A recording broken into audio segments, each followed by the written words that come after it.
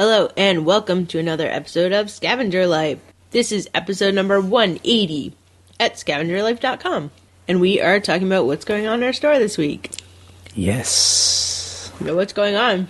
So, normally I like to start this podcast with kind of like a philosophical, diatribe about being a scavenger. Right. Because, it's a lifestyle. But you know what? We're going to go straight into our numbers because this is what it's sometimes like to be a scavenger. We had probably one of our slowest weeks that we can remember on eBay. Our gross profit was $827 this week. Yeah. So that's basically a third of what we made the week before. And, right. And that's gross profit. It's before expenses and fees. I mean, we're barely making $100 a day. Oh, barely. Yeah. It was scraping by. And, we sold 29 items, which, sounds pretty good. But our average price per item was only $28. I mean, last week our average price was $70. So right, and the number of items under $30 was 17 items. So 2/3 of the items we sold were under 30, and I mean way under 30, like $14. One thing sold for $5. $9.99. Yeah, really low. Yeah, I mean, and over $75, we didn't sell a single item over $75. Like, that's often what, really makes our numbers good, is because we are scavenging and listing items that sell for $75, $100, $300, and we had none of those items. Yeah, I think what's interesting is that we can have a week like last week where there are just several items that are $100, $200, $300 that are selling, and we're like, great, that really helps our week's numbers, Yeah. And it's hard when there's a week like this where there are days where we sell one item for $10. Yeah, I mean, this is just, it's disheartening because, we had this awesome week where we're selling furniture and rugs and like jewelry and all this cool stuff, one day we made $800. Right. To go to this. And this week, there were days when we made like $30, and that's very, and something would sell and it'd be like for 99 cents. Why do we have an item for 99 cents in our store? Because we do have some items that we bought in bulk. So we, might have like 500 of these items. Right. But they're all priced really, low, like 99 cents. And so it's really easy to list, and then they just sell over time. Yeah. And it's just like, ugh. We have one of those. I mean, items. I didn't even know that we had as many low-cost items, Yeah, one day you were like, what are these items that are selling for $5? Yeah. But like you said, it's stuff that we have, like, I had like 50 of those, it was like... Or just, these are things that we buy a big box lot at an auction because we want these, like, 5 really cool things. Yeah. And then there's these other things in there, and Ryan's good. She's like, I'll sell those. And we do, but they often aren't the things that are worth a whole lot. It's like pieces of glass and that kind of stuff. Yeah. We don't do that as often these days. So I guess the good news is like that stuff is old. We're getting rid of it, Yeah. I'm always happy when anything sells, but it's just like, so what do you do when you have a slow week like these? Slow week for us, Right. All we can do is like, I don't blame eBay. I don't think eBay has like closed our store or hidden our items, or like there's someone at eBay with their finger on a button that's like, okay, these guys can't sell because these guys have to sell. I think two things are happening. I think number one, we didn't list it all. It's this week. No. And we'll talk about why. But there are weeks when we don't list because we get busy. It's with other things. I don't think a listing automatically guarantees we're going to sell items, but it's the one thing we know we have control over, and either the things we put up will sell, or I don't have any proof of this, but there's always this feeling like the eBay algorithm will favor people that list, and we didn't list, so maybe that had some effect. That could possibly be it. But that's on us, not on eBay. The other thing was, I wonder if it's because it's after the holidays, a lot of people are slashing their prices. Right. You know? So our stuff is not on sale, and people are looking for stuff that's on sale. Right. And we could do that. I mean, that crosses into my mind. Maybe we just do 20% off. Everything. Kind of like what Mikey and Wendy did, where right. they like slash their prices. Right, just to move stuff out. But they're selling stuff for like $5. Yeah. I think for us, we would rather wait till everyone sells all their stuff really cheap, and then we'll still be there, right. and we want to sell it for the price we think it's worth. Well, that's why we have such a high inventory, too. A high number of items in our inventory. Is we just are like, let's put this stuff up and it'll sell when it's supposed to sell. Right. I mean, the other thing that I can think of, too, is, you're listening to a podcast of two people that have an eBay store, and we're scavengers, where we're selling the stuff that we just find in the waste stream. Right. We aren't buying wholesale. We aren't buying at retail stores. Yep. We're the ones who are going and just finding the weirdest stuff that people have is left over. Someone dies, their house gets, everything in their house gets sold off. So we're buying the stuff that's been in their house for 30 to 50 years, They aren't antiques. They're just like weird vintage objects, Like recently we looked at our feedback and we were seeing certain items where people were like, basically, I've been looking for this item for years and I finally found it. Right. And that's just like classic eBay. Yeah. That's why eBay is amazing, because you're like, I want this very particular hat that I had when I was in college, and look, I found it. It was my favorite hat. Right. There was a guy that bought a Guinness hat. Right. It's from us, and he said in his feedback, I lost this when I was in South America. I finally found the same one. Right. That's amazing. Or it's a woman who they had a family scrapbook, and we happened to have this, this scrapbook that had never been used, but I guess it was the exact same one, and she was so excited that she found the exact same one. She was looking for that same one. So because we focus on that stuff and not on, it's new stuff that people buy every day, that also might be one of the reasons why it's slow. I mean, this just reminds me, when it's a slow week like this, that we just have no real control over when or who or what people buy from us. Well, it makes me think of any business. I mean, any business that you run, you expect certain returns and whatever, but you really have no control over what's going to happen. You just have to put things out there. Right. And so, this reminds us to remind you that, this is a retail cycle. The holiday season was good. We had good solid numbers from basically September through most of January, and now it's like, slow. Yeah, just slow. People spend all their money. They have everything that they need for a while, and it reminds us summertime is coming. Like, this is it's retail a cycle, And people just aren't shopping, and they're not shopping for what we have at this very moment this week, and maybe next week they will be. Yeah, and so it's always strange to me when people spend a lot of energy when this happens, because I get it. You get frustrated and afraid, and you get maybe angry, and you get angry at eBay, because, and you go online and you start reading conspiracy theories about all this stuff, but it's not that. It's just, there are eBay conspiracy theories for real. I think it's just, it's just one of those things. And the good news is that we budget our money. Yeah. We have a savings. We'll be fine. We even made enough this week. I mean, we made exactly what we needed to make. Yeah. For us, I've done our numbers, and we need to make $100 a day. Right. So we need about $3,000 a month to pay for our mortgage, our electric bill, cable bill, the minimum stuff. Insurance, our food, our cat food. Yeah, 3 cats eat all the food. We made exactly what we needed to make. But, we aren't in this to make just what we need to make. We like to make more so we can pay off debt, so we can invest in other things. So it's just the way it is. But it was definitely depressing. Very slow. And you know what? It hasn't changed any today. I mean, it's like noon on Sunday, and we haven't sold a single item. We haven't had a single message, nothing. So what did we sell this week? We sold some shirts.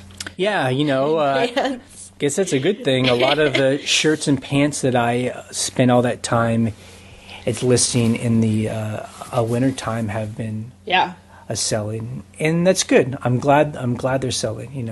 Yeah, it's just, if people laugh at us, they're like, if that's so successful, why don't you just do that all the time? And I mean, for me, it's just, it's boring. Yeah. It's boring to shop for it. It's boring to list it. It's not boring to sell, because it's nice to sell. But those are selling. Oh, and, so it's a week like this. I'm sure others can know when this happens. Like, we got a couple of it's returns, so it's a slow day. You're scraping by trying to make $50, and then suddenly you get it's a message that an item's being sent back to you, and like that pair of glasses. I had a pair of Christian Dior eyeglasses that are in the video that I made, and the reason they are sending them back, they said they got a better price somewhere else, which is so rare. I never have someone be like, I got them cheaper somewhere else. But that's why I think that might be one reason why it's been a slow week for us, is that there are sellers that are like just slashing their inventory and willing just to move stuff. But that might be true. But I don't know. So.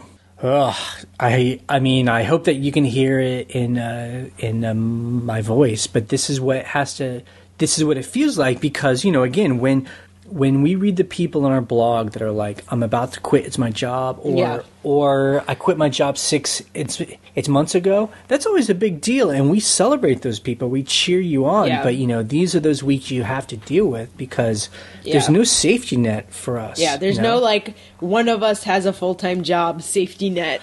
Right. This isn't extra cash. Right. This is like the money we need to survive, pay our mortgage and stay in our house in this world. So when it gets slow like this, I totally understand when some people kind of freak out. Because you have to have this. Yeah, exactly. But this is how we're going to react to it. Right. So we had talked about it. It's last week that tomorrow is this big auction. It's Tuesday, but we were going to go. We were going to go into town, sleep overnight at our friend's house in town, and go to the auction super early. And it's like a fancier auction. They sell really high end stuff. We were going to be willing to spend like $1,000 on some fancy items that we think we could make whatever $3,000 on. It was going to be our big experiment. We've decided we aren't going to go to that. We're going to stay home all this week, and we're just going to list. And we're going to get back to basics, because that's really the best way to channel our tension and concern. Well, it's to worry. Do work, to get into action, basically. Right. Like, when you're just like, I mean, I think this is the case for anything. When you're like feeling paralyzed and helpless, you're like, I just have to do something else, and that's what we did, and that's what we're going to do. But, I mean, this week we had like kind of a crummy week, not only because it was slow, but we were fighting all week. Yeah, we were, and for many reasons. I mean, I think that's the other thing. I mean, like, if you have a partner and if you work together, normally it's great, but when it gets slows like this, I mean, I think it was a combination of reasons, but we were gonna like snap at each other. It was I mean, there were moments where I was like, I'm going to my office, I'm shutting the door, and you are not coming over. And if you want me, you can text me. Why were you so upset? I don't know. I mean, okay, so there are several reasons. It was like this rental house that we're finishing. I mean, we are doing like the very last finishing touches before we're like opening it up to people. And that includes like, making sure the tub is snaked out so it drains, which is a pain in the ass, and like paint touch-ups and cleaning windows. I painted a closet, which is like, if anyone's ever painted a tiny closet, it's incredibly annoying, but it looks beautiful, and I'll never have to do it again. And the whole idea is, and we've done this when we redid our house, if you don't do something and then you like move in or rent it, you're never going to do it.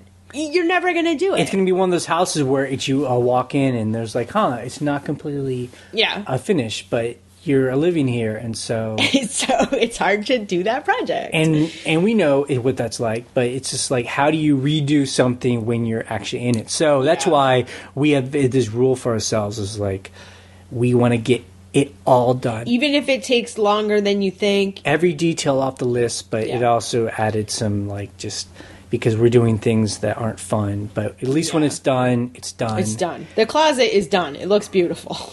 Because actually, after we do this podcast, we're actually going over to this house and we're doing some more stuff. Yeah. Today, the list is almost. It's like the most minimal, tiny stuff that we're doing. But that, on top of having a slow week, just really kind of didn't make a good atmosphere. Yeah, it was pretty tough. And I don't think we did a good job dealing with it. Yeah, it wasn't. I think it was like we were trying to work on it, and it was just like it just sucked.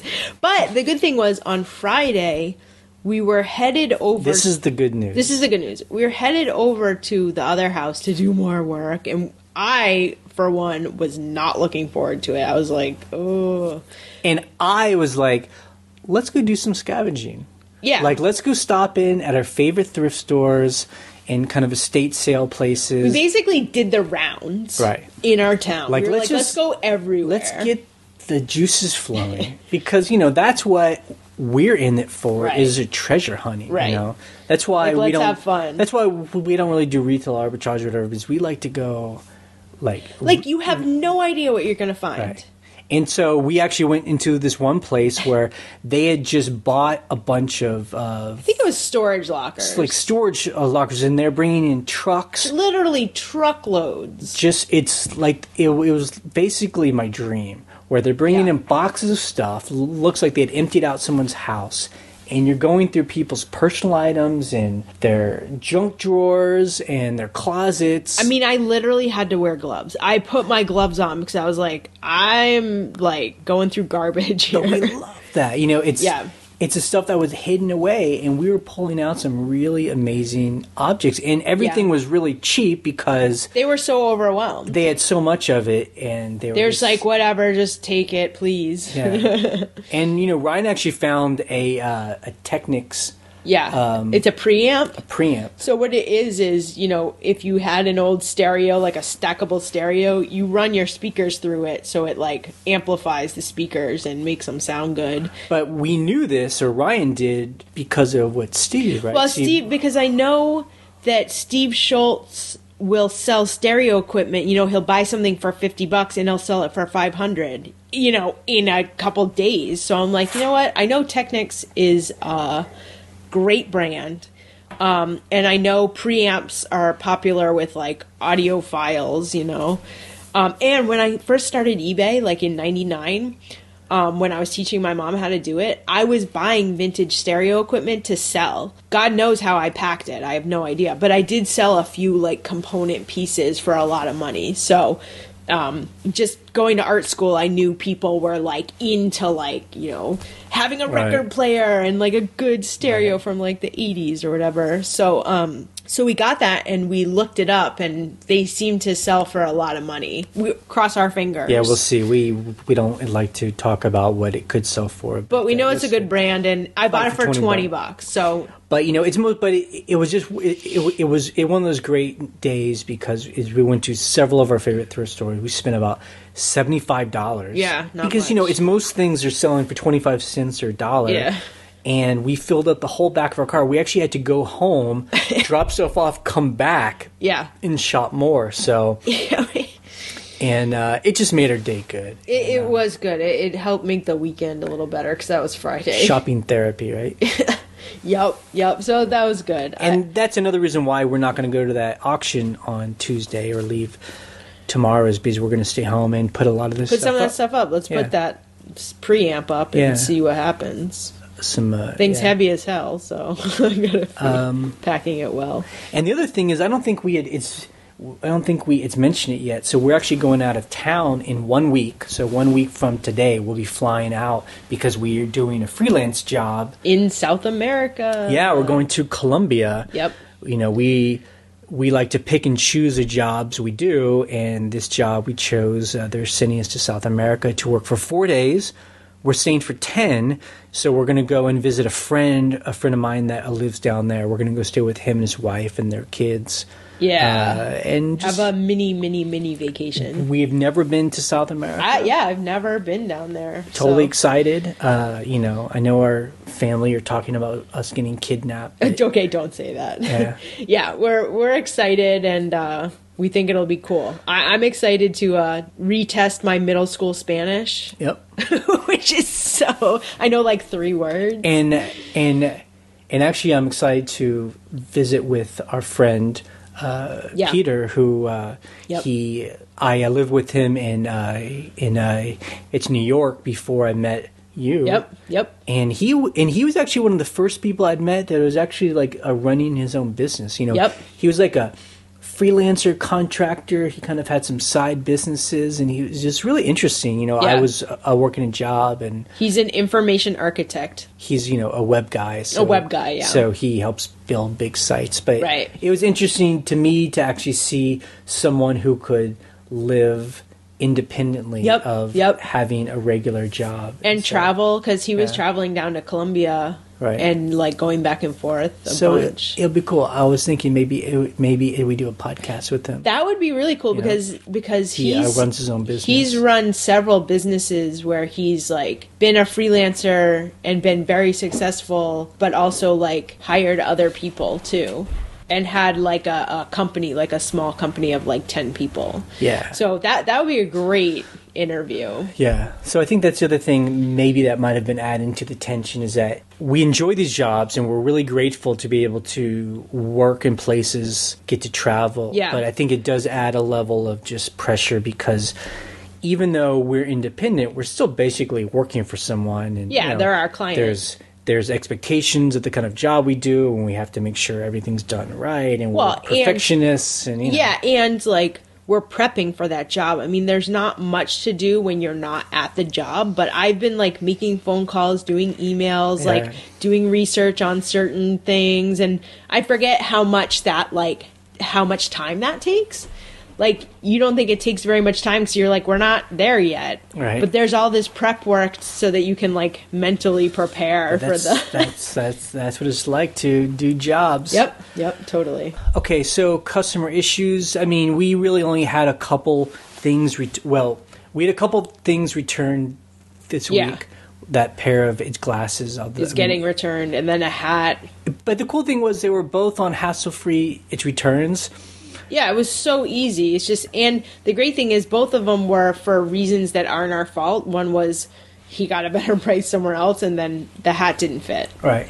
And all of my skepticism about hassle-free returns is really, it's gone. I mean, very few people, I can't remember the last time someone said we did something wrong, and made us pay for something back. It's most people are just like, I just want to return it. They're willing to pay the shipping. It's kind of nice not having to communicate with them, and then we have that 20% restocking fee, so it helps cover some shipping costs. And I'm actually a big fan of the restocking fee now because it helps me feel like, okay, I'll take a return, but I'm not losing a ton of money on it, and so that's nice. Yeah, so no big deal. Just some news. Brian Boberg, BB, who comments on the blog. He sends us links sometimes about things that are happening, and like the post office has changed their rates on some things. Yeah. And but I mean, he even said this too. eBay, because all of us, or hopefully a lot of us, ship through eBay through labels. It doesn't really affect us because number one, eBay handles all that, and number two, eBay, they make deals with the post office and they set certain rates that we benefit from. So it's not like actually I was thinking about this because I wonder if sellers on Etsy, because they set a set price for their items, like do they have to go in and change their prices when post office changes their prices? Because they don't do like a calculated price system, I don't think. So luckily for us, there's no change. There's nothing we have to do. But this is when I feel like this is how eBay is earning their fee from us. They get 8 to 10% of everything. which we sell. But this is how they earn it, by making these deals with the post office, making shipping easy. I mean, we'll often ship something and it will say we got a 50% discount. Yeah, versus it's incredible. if you were to take it into the post office and try and and ship it right there. Yeah, so you save money and you get to either refund your person or you keep that for your fees. But the other thing about this article was that they said that USPS has expanded their Sunday delivery service. I think it was for Amazon. So in certain metropolitan areas. So that's pretty awesome. And I hope that gets expanded, because I think the post office should, now with the internet and stuff, I think that the post office should work 7 days a week. I think it'd be awesome to be able to have our customers get stuff every single day. Yeah. So I wonder if anyone out there who works with the post office and feels that way. But I guess if they want to be competitive, there's always this push for, I feel like there'd be a lot of people willing to work on Sundays, Anything to make sure the post office stays in business. I just really hate the idea that there are some members of Congress that are really trying to shut it down. Shut the post office down, make it all go private. But I'm telling you, if all of us... I know of FedEx, we've been using them more, and there are certain items where they're actually cheaper. Yeah. Like larger items. But if we had to ship everything FedEx, it would definitely be much more. Yeah, absolutely. So another thing in news, this is more just a bit of a story. I was thinking of this guy that we used to buy a food from. Yeah, it was a discount store that we used to buy from. Yeah, this was a while ago. It was before we even started the podcast. We were scavenging at a flea market and we saw a flyer where it was like scratch and dent, come and buy cheap food. And that's right up my alley. So we go to this guy's store and it's in kind of the bad part of town. He had rented this kind of like scroungy storefront, and you go in there and there's like a lot of scratch and dent and packaged food, everything's still packaged, but it's super cheap. Yeah, like 25 cents, 50 cents. Yeah, like canned food for a quarter, loaves of bread for a quarter. Yeah. Big buckets of fruit. Yeah. Fresh fruit, really packaged cheap. Fruit. Great for juicing. Like he'd have these huge bags of carrots in bulk. He would have like bags of really nice coffee for like $1. Oh, yeah, totally. And we assumed that he was dumpster diving. But he would never say. I mean, he would be like, I have friends who are employees that instead of throwing it out, they'll give it to me. Right. So we were like, what? We don't care. And we don't care. I know some people hearing this, they're like, I would never buy something like that because it's unsanitary. Then there are other people who might be more like us who are like, that's great because it's crazy how these stores throw away perfectly good food. Like it's criminal, basically. But if it's packaged, it's all good. And we would wash the fruit, and we loved it. And we actually filled up a freezer full of stuff from him for really cheap. Yeah. It only lasted for a short amount of time because then we had gone, and he said that the health inspector had come in and had first ticketed him, and then they arrested him. Actually brought him to jail. Because this is the deal. I didn't know this, and maybe it's just in our state, but you can dumpster dive. Yeah. I mean, it's kind of a gray area, but it's not illegal other than you're trespassing. But you can't sell that food because when you have a store and you're selling food, you have to have paperwork saying where that food came from. Right. If that store wants to give it to you for $1, they can do that.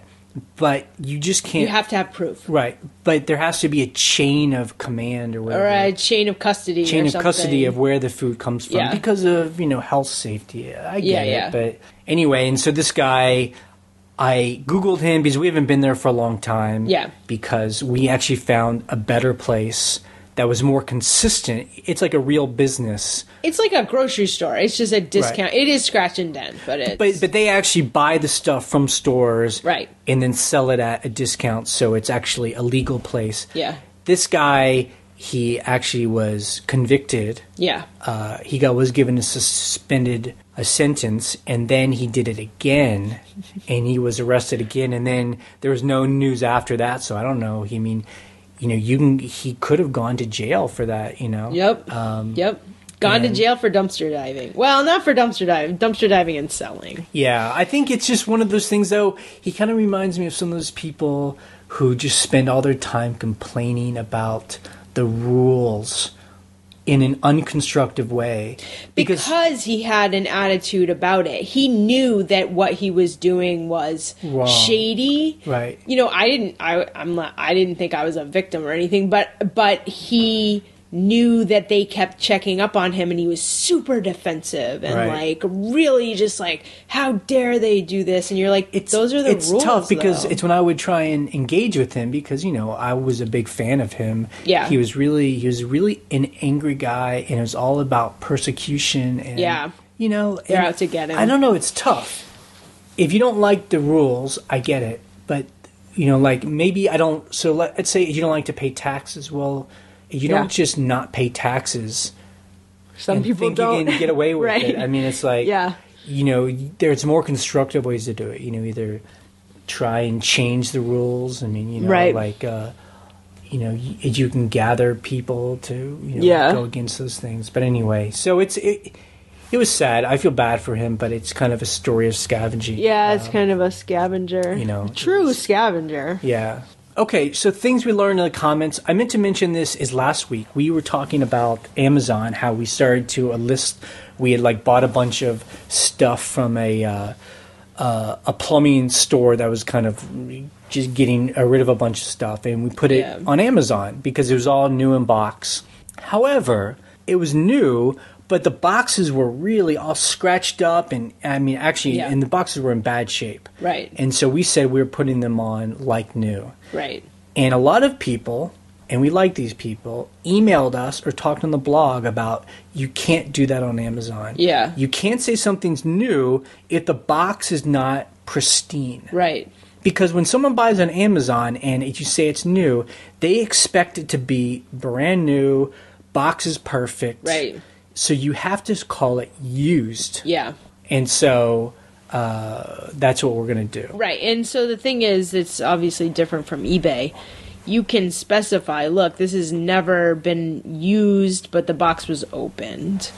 And most people are like, great. Right. Don't care. Well, it's like one person was telling us, I mean, on eBay, I think there's an expectation that people have is that they know they're buying it like a yard sale. They know it's like a flea market where, you know, they're getting good deals on things that are gently used or new, but the box is all screwed up. People are cool with that. On Amazon, I think there's an expectation of you're buying something brand new. Right. You know? And it's not, it's going to be new, but it's going to be, you know, whatever. The box is all screwy. You actually have to say it's used. Kind of like, you know, I buy books and, you know, I'll buy a book on Amazon and I click the link where I like the cheaper deals. Yeah. And it will say this book is used or it's acceptable or fair or whatever. And it will say, you know, but it's only 99 cents. I don't care if like there's, you know, a marks on it or whatever. You're just like, I just wanted to read it and put it on the shelf. But if I buy it new, it needs to be brand new. You know? Yeah. So thank you to the people who wrote to us and told us that, because that's definitely like a learning curve from eBay. So it helps to hear that information because then we can go change things. Right. The unfortunate thing is on Amazon, unlike eBay where you can just revise your listing and just say, oops, you're right, it is used, and then, you know, whatever. On Amazon, I actually have to end the listing and then change the condition. They don't let you just change the condition. So that's kind of unfortunate that I have to go in and just like change everything. That is too bad. But I'll do it because I don't want to get in trouble with customers and with Amazon. Yeah, I mean, you know, our thing is, like we always say, is that we just like to go by the rules of the game. You know?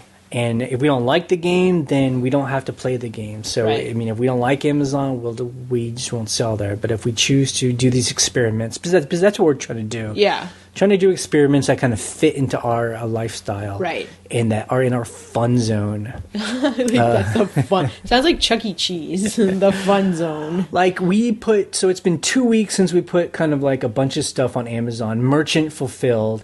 and we've sold 2 things. We've sold 2 Barbie dolls. Oh, God, shoot me in the head. Yeah, Barbies. But we sold them for, we bought them for like $2 each, and we've sold them for $15 each. So yeah, it's not bad. It's not great, but we bought them in bulk. We bought a huge box of them, so we sold one this morning. And the great thing was we didn't have to take pictures of them. I mean, I can see the attraction of it. It literally took me 2 seconds to list them. I scanned the barcode. Yeah. I was like, list this item, done. But, we know that if Amazon was ever going to be an actual real stream of income, where it's a good amount of cash, we know we have to treat it like eBay, where we have to list at least 500 things. Oh, yeah. You can't just be like, I have 20 things. Yeah, right now we have like 50 things or something. Yeah, exactly. And people say it's, it'll say sell better if it's FBA, and I don't want to just have 50 things FBA. Yeah. We haven't gotten to that point yet. Yeah. So again, so our coming week is, we're not going to go to that auction. We're going to stay here. We're going to list. Yep. And photograph. And we're putting our head down. Put our head down, because that is the only control we have. We have no control over who buys anything, what they buy, and when they buy it. What we have control over is what we scavenge, the quality of things we scavenge, actually listing it on eBay, so it's not just sitting on the floor, because that does no good, and then doing the proper research so it's priced appropriately. Those are the things we have. Yep. So we want to do those things to make ourselves feel better. And so when we have slow weeks like this, when we're yelling at each other, we like to direct our frustration and fear into something constructive. Yeah. Because that's really the best thing we can do. Right. That's all we can do. Cool. So we're going to answer some questions that people have either emailed us or voicemailed us. Or we have some phone calls. Yes. And again, you can call and leave a question. You just need to call this phone number, 540-407-8486. We do not pick up. It's just it's recorded, it's message. And your call has to be under 3 it's minutes long, or else they Google cuts you off after 3 minutes. Which is actually good. No question should be more than 3 minutes anyway. Yeah, I think people are getting close to that, but... and we love the phone calls because we love to actually hear people's voices. It really makes the questions kind of come alive, and we better understand like what angle people are coming from. Yeah. So let's go to a call. Hi, you guys. I just wanted to tell you about something that's strange that happened to me this week. One of my places for sourcing is my mother's basement, her whole house actually, because she's a hoarder. I could probably spend 10 years listing the stuff in her house. Anyways, my father and her were hairdressers for 50 years. And my father went to England in the 60s and was taught a course by Vidal Sassoon. And if you don't know who Vidal Sassoon is, he was the father of geometric haircutting, modern haircutting. He taught at his London salon, and so my father had this signed Vidal Sassoon hair instruction pamphlet. I put it on eBay, and I sold it for like $103 from someone from Hong Kong. And the next day, they wanted to cancel the transaction because through global shipping, they said that the import fees and the shipping were just too much. So I tried to cancel it, and through the eBay US site, it said you have to go to the Hong Kong site, ebay.hk, to cancel it. And when I went there, it was all in Chinese characters. And I do all my listings through an iPad, so there was I couldn't translate or anything. So I called eBay, and they said, which was really smart, to go to the India site, so ebay.in, and it was all in English. So from there, I could cancel the transaction. Long story, I did go into that site and canceled it. I put up a second chance offer, and then about half an hour later, my cancellation transaction from the buyer in Hong Kong was denied, and they immediately paid me. So I took off my second chance offer online, so it all worked out. I just wanted to mention that it was like just a really weird thing with global shipping, how I couldn't go in and cancel it through the U.S. site. So I really like your podcast, like everyone else that comments, and I just really appreciate all the help. Cut her off. So the funny thing about this is, it's so odd to me that eBay would allow you to, like, sell something on their main site. It's like you didn't sell it through Hong Kong site. Through and you eBay.com. can't cancel it. Yeah, it's so odd. that is really weird. And if she could cancel it through India, why couldn't she cancel it through .com? Yeah. That's so odd. That is very weird. And plus it's always weird, too, when people buy something from you and then they act like they didn't know what the terms were. Like, because when you buy an item, all those things are right up front. You know, when people buy something global, when they buy something on the GPS program, you know, it says it right up front. GSP program, yeah. Right.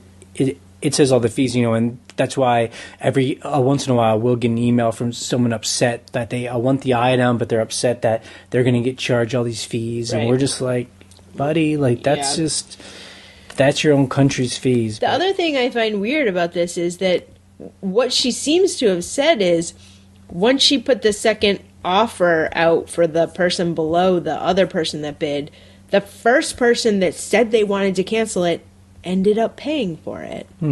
That's so weird.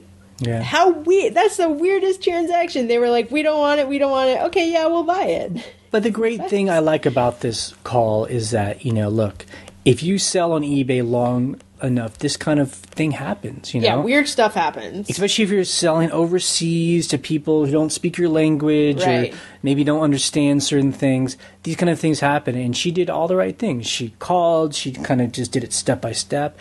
Things always can get worked out, you know? Yeah. And so and it's smart that she called eBay to be like, what do I do exactly? Right. So that's good. But we are a surprise that it couldn't all be done on eBay.com. So strange. That's very weird.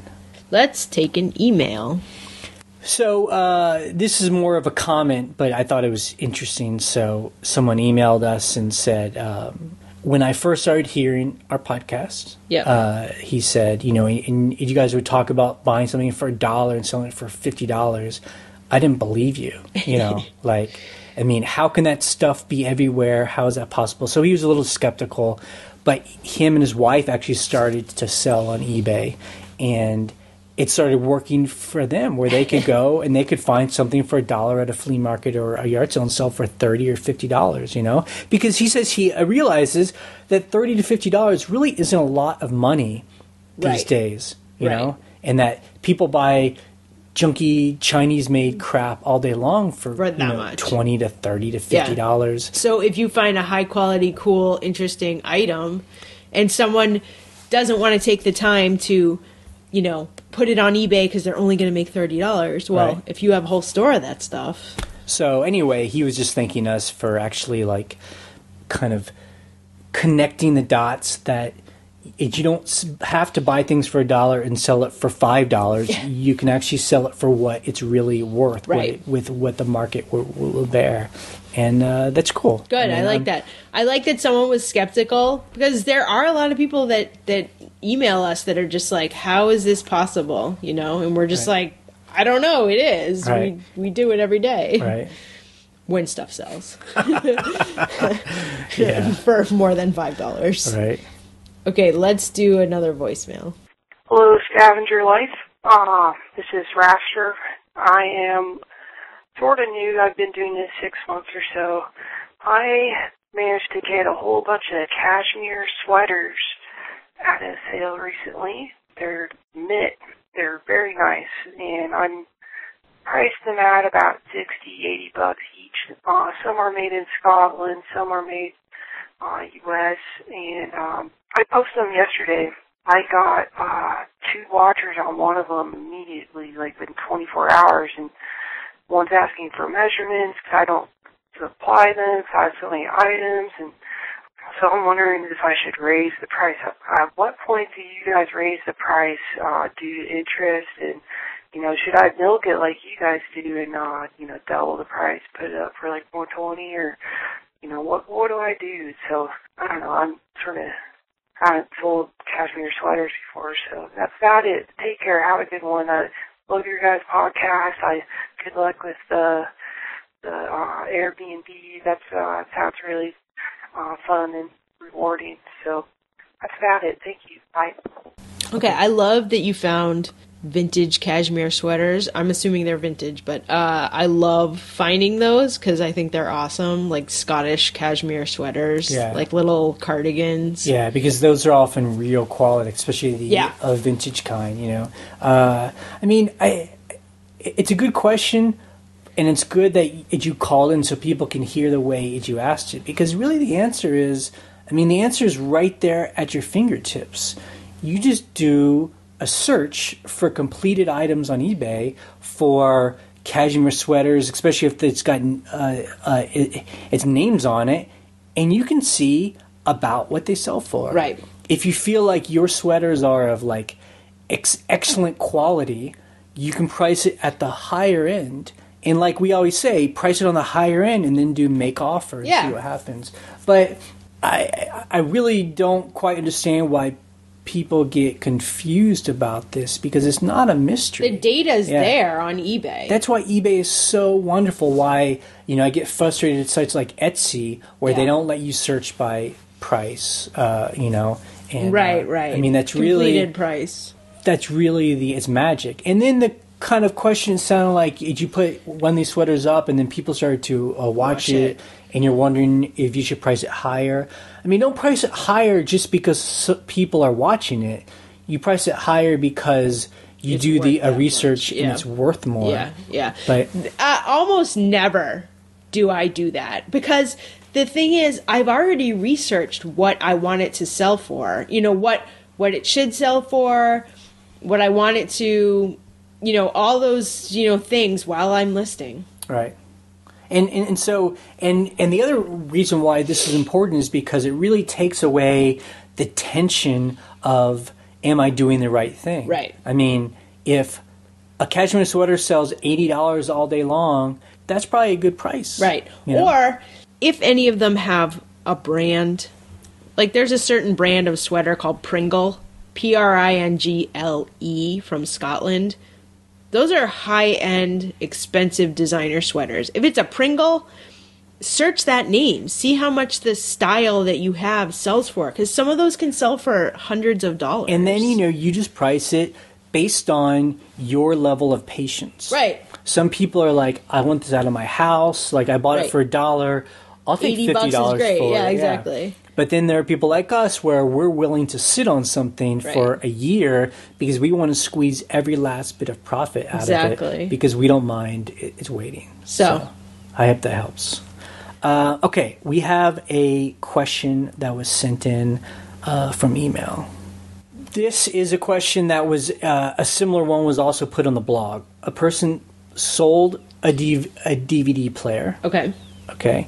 And then 6 months later, the buyer emails him or sends a message through eBay and says they want to return the DVD player because it's not working the way they want it to work. Now, one thing about this is the person that emailed us, the person actually never messaged them. They just mailed it back with a note. Right. And so that's another part of it, is that they actually got the box in the mail, and she's asking, what do I do? And she did the right thing. She called eBay, and eBay said the buyer can't file a claim after 45 days. Right. So this is 6 months later. And then, a lot of us, will have a 30-day return policy too. People can't return things if there's nothing wrong. It's with it within, after 30 days. Right. And that eBay even told her that it's at her discretion whether or not she wants to refund the money. But this person is kind of doesn't know what to do, because she has a DVD player. Right. The person's expecting a refund. what does What do she you do? Yeah. Well, what would Jay do? WWJD. You know what I would do? Absolutely nothing. Silence. Someone just mails something to me. 6 months later. I mean, this person is crazy.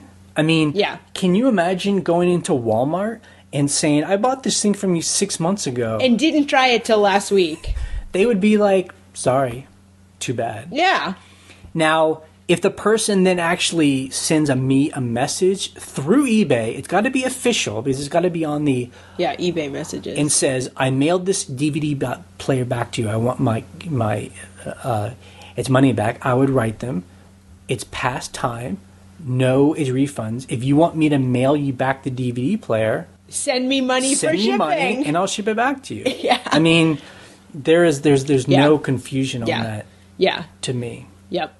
I think that's I mean, because I mean there are ways where you want to kind of bend over backwards and help a buyer and make them feel confident, and you know there's a window they have to do that. Test everything, check everything, just like in a normal store. The max return on eBay that you can do is 60 days. So that's 3 months. Right. We have 30 days, but you can put 60 days. I'm sure this person on their listings did not have 60 days even. Right. You know? Every so often we'll have a buyer, they do something like this and they'll try and do a credit card chargeback. Yep, or I've had someone do PayPal. that. But this is when eBay and PayPal are always good. Right. Because they always see, as long as it got delivered to them, right, then you're covered for it. Like, I had a guy do a chargeback, and he said he never received it, and I have tracking from him that said it got delivered. So PayPal was like, I called PayPal, and they were like, no problem, we'll get this fixed.